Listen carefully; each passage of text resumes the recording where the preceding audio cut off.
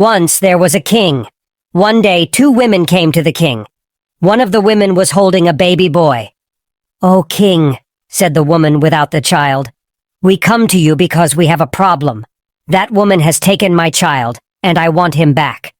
"O king, it is not true," said the woman with the child. "This is my child, my baby boy." "Explain," said the king. "Why do you think the baby is yours?" he said to the woman without the child. "Well," she said, "I live with this woman. We both gave birth on the same night and nobody else was in the house." "Did you have no midwives?" the king said. "We had no money for midwives," the woman said, "and our husbands died. That is why we lived together. So we gave birth, but her child died, and my child lived. But I went to sleep, and when I woke up, she had taken my child and was breastfeeding it. When I told her to give my baby back, she said that it was her child and that I was lying." "She is lying," said the other woman. "My son lived, but she killed hers. She turned in her bed and smothered him. And look, my son is breastfeeding now. If he wasn't my son, would he breastfeed?" And it was true. The baby boy was breastfeeding. Said the king. He looked at both women and at the baby, but he did not know whose child it was. Both of them could be lying. He could not believe that one of them had smothered her child, but he could also not believe that the other person had stolen a baby. "I have an idea," said the king's advisor. The advisor was a strange man, but he was very clever and always had good ideas. "Yes? Because we do not know which woman is lying, and we do not know whose child it is. We should split the child in two. We will give one half to each woman. They both gave birth, so they should both have a child." The woman with the baby said, "What a great idea! Giving birth is so hard, so she should have half of the child." "Very well. You are a very clever man, Mr. Advisor." But the woman without the baby said, "No, you can't do that. Split my child in two? Oh, the idea is horrible. If you want to do that, then I will go. I would prefer that my baby lives and she becomes his mother." "What do you think, O king?" said the advisor. "I can use magic to split the baby.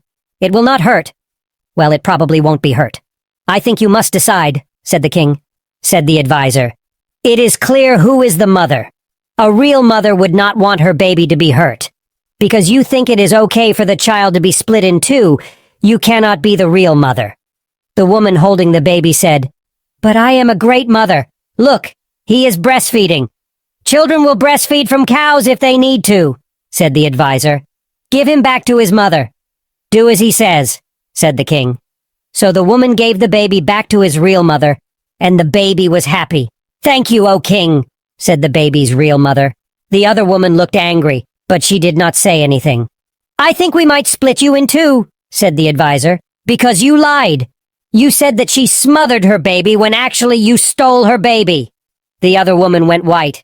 I am sorry, O king. I was just so sad." "She will live," said the king.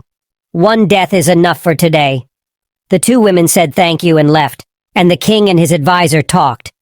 "It is good that you decided," said the king.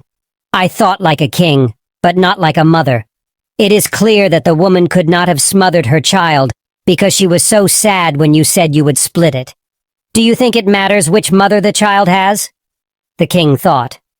"I think it matters that the mother loves her child. But it is easier to love a child who you have given birth to yourself, I think. And the woman who stole the baby would have to lie to him all his life. Nobody can live happily with such a big lie. By the way, I think we should make sure that all women in the country have a midwife." "A very good idea, O king," said the advisor. "If all women have midwives, then we will have to split fewer babies in two." "Were you really going to split the child in two?" said the king. "Oh no," said the advisor. "I do not know magic like that. Words are the best magic, usually." The king thought about it, and he agreed.